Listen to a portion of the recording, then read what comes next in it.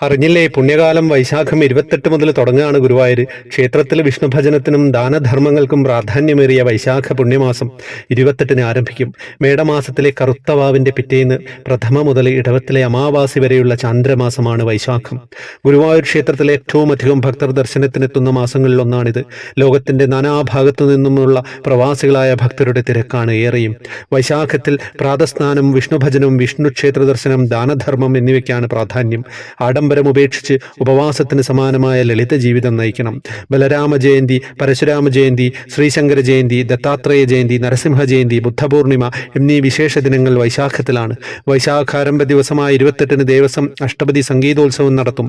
ബലരാമ ജയന്തി കൂടിയായ അക്ഷയ തൃതീയ 30-നാണ്. ക്ഷേത്രത്തിലെ പാരമ്പര്യാവകാശികളായ ക്ഷേത്രം കഴകക്കാരുടെ വകയായിട്ട് വിശേഷാൽ നിറമാല, ശ്രീലകത്ത് നെയ്വിളക്ക് എന്നിവയുണ്ടാകും. കാലത്തും ഉച്ചകഴിഞ്ഞും മേളത്തോടെ കാഴ്ചശീവേലിയും രാത്രി വിളക്കെഴുന്നള്ളിപ്പുമുണ്ട്.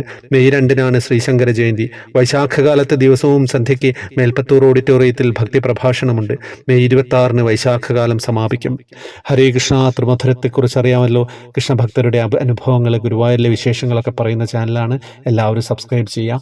ജോയിൻ ബട്ടണിലൂടെ വന്നു കഴിഞ്ഞാൽ പ്രീമിയം മെമ്പേഴ്സിന് വാട്സപ്പ് ഗ്രൂപ്പ് ഉണ്ട്. കൃഷ്ണ വിഗ്രഹം വേണ്ടവർക്ക് വാങ്ങാവുന്നതാണ്. ഹരേ കൃഷ്ണ.